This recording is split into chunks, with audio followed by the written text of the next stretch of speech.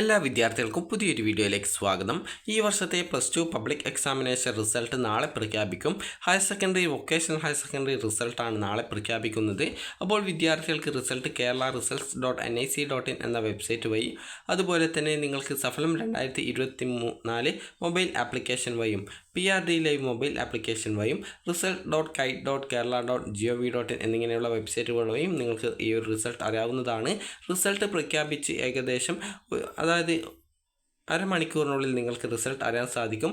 എന്നാൽ ഒരു മണിക്കൂറിനുള്ളിൽ നിങ്ങൾ പ്രത്യേകിച്ച് ചെക്ക് ചെയ്യേണ്ട ആവശ്യമില്ല. കുറച്ച് കഴിഞ്ഞ ശേഷം ചെക്കൊക്കെ ചെയ്താൽ മതി. കാരണം ആ ഒരു സമയത്ത് നിരവധി വിദ്യാർത്ഥികൾ ഒരേ സമയം വെബ്സൈറ്റ് ആക്സസ് ചെയ്യുന്നത് കൊണ്ട് തന്നെ ആ ഒരു വെബ്സൈറ്റ് വളരെയധികം സ്ലോ ആവും. അപ്പോൾ അതുകൊണ്ട് തന്നെ ചിലപ്പോൾ നിങ്ങൾക്ക് റിസൾട്ടിൻ്റെ പേജ് തന്നെ അല്ലെങ്കിൽ റിസൾട്ടിൻ്റെ ലിങ്ക് തന്നെ വെബ്സൈറ്റിൽ കാണണം എന്നില്ല. അപ്പോൾ അതുകൊണ്ട് തന്നെ നിങ്ങൾ പിന്നീട് അതായത് കുറച്ച് സമയമൊക്കെ കഴിഞ്ഞ ശേഷം ചെക്ക് ചെയ്താലും മതിയാകും.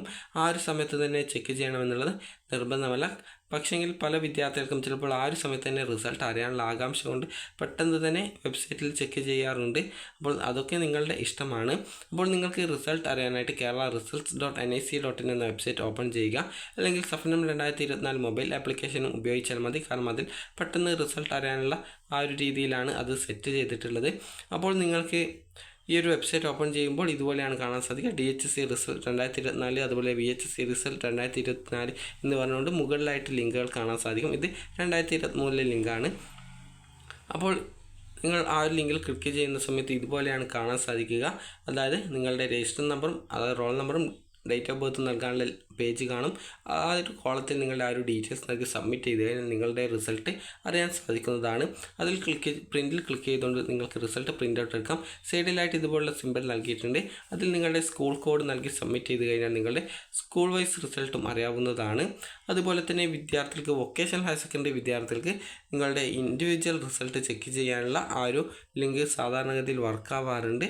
അതേസമയം നിങ്ങളുടെ ആ ഒരു സ്കൂൾ വൈസ് റിസൾട്ടിൻ്റെ ആ ഒരു ലിങ്ക് വർക്കൊക്കെ ചെയ്യാറുണ്ടെങ്കിലും ആ റിസൾട്ട് കിട്ടാറില്ല. കാരണം ആ റിസൾട്ട് അപ്ലോഡ് ചെയ്യാറില്ല എന്നാണ് തോന്നുന്നത്. അതുകൊണ്ട് തന്നെ വിദ്യാർത്ഥികൾ ശ്രദ്ധിക്കേണ്ടത് നിങ്ങൾക്ക് ഇൻഡിവിജ്വൽ റിസൾട്ട് ചെക്ക് ചെയ്ത് ഈ ഒരു വെബ്സൈറ്റ് ഇൻഡിവിജ്വൽ റിസൾട്ട് ചെക്ക് ചെയ്യാനായിട്ട് ഈ ഒരു വെബ്സൈറ്റ് ഉപയോഗപ്പെടുത്താം എന്നുള്ളതാണ്. അപ്പോൾ വിദ്യാർത്ഥികൾക്ക് ഈ ഒരു +2 റിസൾട്ടിന് ശേഷം നിങ്ങൾക്ക് റീവാലുവേഷൻ, സ്ക്രൂട്ടിനി, ഫോട്ടോ കോപ്പി എന്നിവയ്ക്ക് അപേക്ഷിക്കാം. റീവാലുവേഷൻ 500 രൂപയാണ് ഫീസ് വരിക. നിങ്ങൾ പ്രതീക്ഷിച്ച മാർക്ക് കിട്ടിയിട്ടില്ല, അതായത് നിങ്ങൾ ഈ ഒരു 50 മാർക്ക് കിട്ടുമെന്ന് കരുതി, പക്ഷേ നിങ്ങൾക്ക് 30 മാർക്ക് കിട്ടിയിട്ടുള്ളൂ. അങ്ങനെയെങ്കിൽ നിങ്ങൾക്ക് റീവാലുവേഷനൊക്കെ അപേക്ഷിക്കാം. അതായത് നിങ്ങൾക്ക് പ്രതീക്ഷയുണ്ടെങ്കിൽ റീവാലുവേഷൻ അപേക്ഷിക്കാം.